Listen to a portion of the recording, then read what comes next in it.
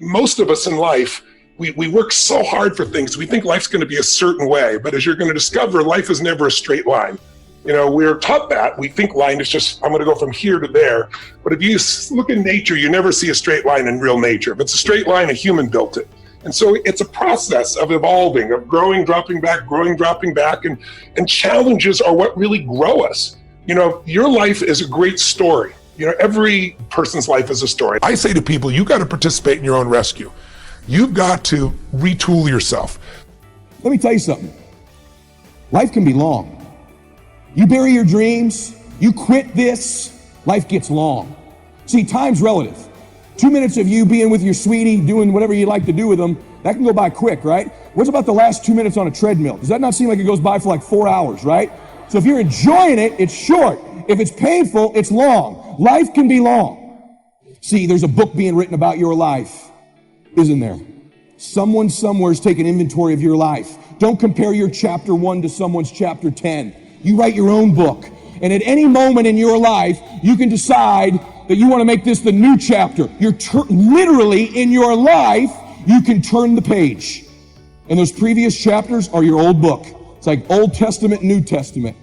Old story, new story. They're connected, they're related, but you can flip the page and you can have a whole new story. If you decided right now, I am literally turning, my breakthrough is I turn the page, and in this second, I start to write the best chapters of my life. There are no skill sets in community colleges today, for the most part, that are going to prepare you for the economy or a job that's there. So what is that going to do? You're just going to waste more money, more time. We need to retool ourselves. The government's not going to do it for you. And a great leader in a company is retraining their people all the time. The training never stops, because that is the innovative, creative marketing edge, is your own people. I think you have to self-educate. I mean, I'm an example of that myself. You have to say, what's an area that I want to become masterful in? Because dabblers will never have any financial freedom. If you're going to run a company, you got to find what is your niche. What is it you're going to do better than anybody else? Every one of us individuals have to say that and then say, now, where do I get that education? In a world that we live in today with the internet, where there's education from all over the world, from MIT, from Harvard, online, and there are people you can go to work for who you could become a mentee of. There's just so many approaches, but you can't have a standard education and expect to have an extraordinary life. It's not going to happen. The one breakthrough for all leaders is constant, never-ending improvement. And that means educating yourself and continuing to develop even greater emotional mastery, because that's what affects whether you execute or not. The most beautiful thing about having dreams is that it's in your hands how big your dreams become. And this film taught me that. I've come here only to introduce you to the idea of saying that no one can tell you that your dream is too small, or your dream cannot come true, or your dream cannot be allowed because you're a girl, because you're a boy, because you look a certain way, or because you come from a certain place.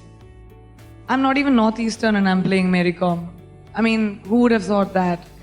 I am extremely honored to be sitting in front of all of you wonderful, wonderful, really smart people and talking to you about my dream, which came true doing this film.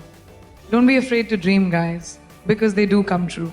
They really do. The key to being a loser. Yeah, very important. Is not loving and appreciating yourself. Okay.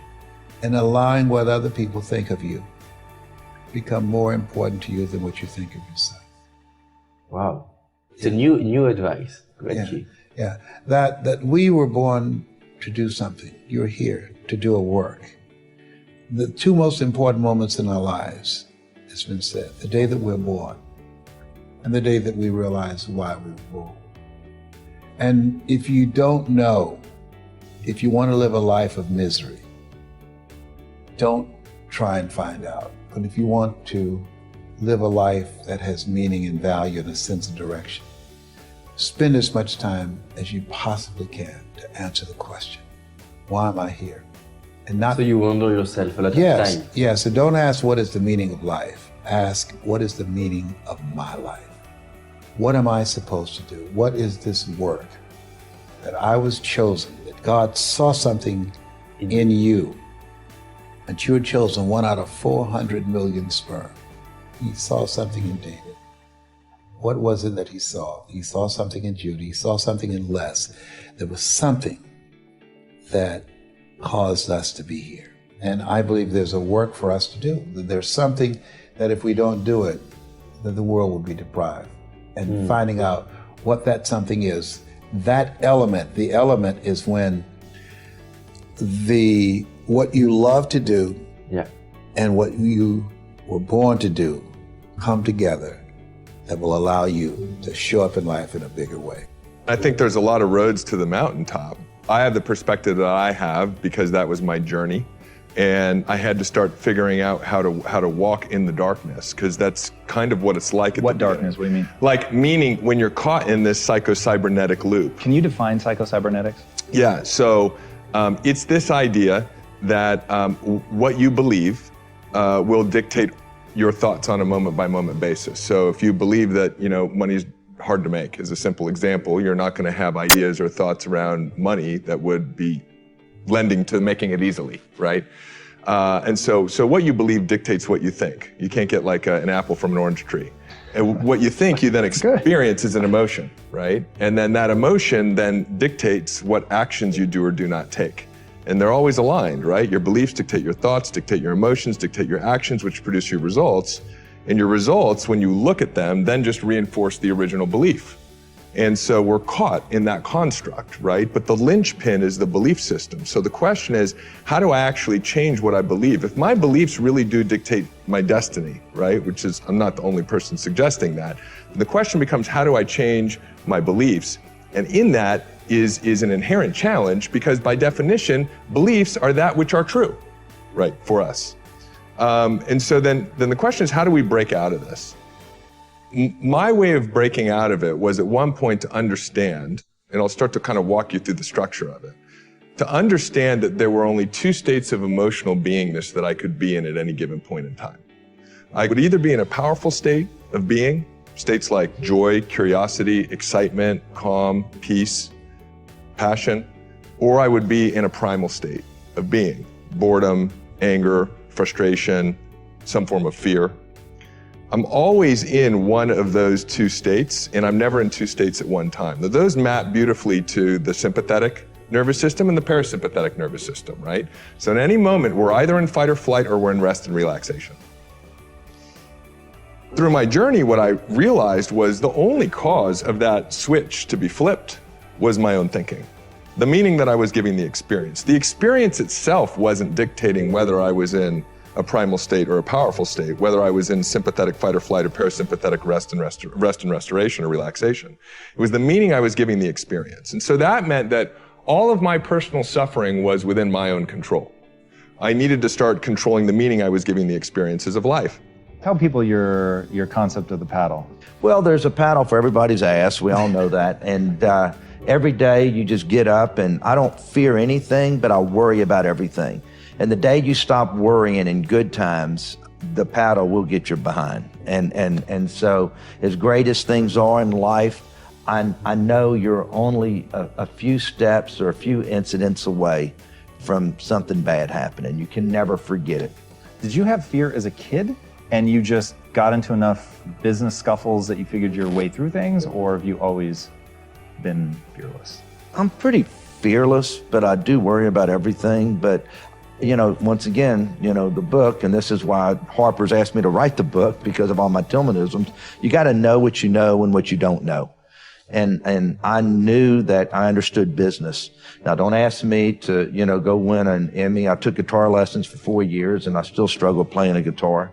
I can't draw a stick person very good, but I knew that I understood business. So I know what I know, and I know how to do due diligence on a deal. I don't worry about making a bad deal, because I feel like that's what I know. So no fear when it comes to that. When did you realize in Chicago or Baltimore that you actually had a skill as an interviewer that was really better than anybody else's? And where do you think that skill came from? I never thought it was better than anybody else's. What I do think I have that is really uniquely my own is my ability to connect to the audience. Because my skill comes not from my interviewing ability, my skill comes from my listening ability, and my skill comes from me knowing fundamentally inside myself that I am no different than the audience.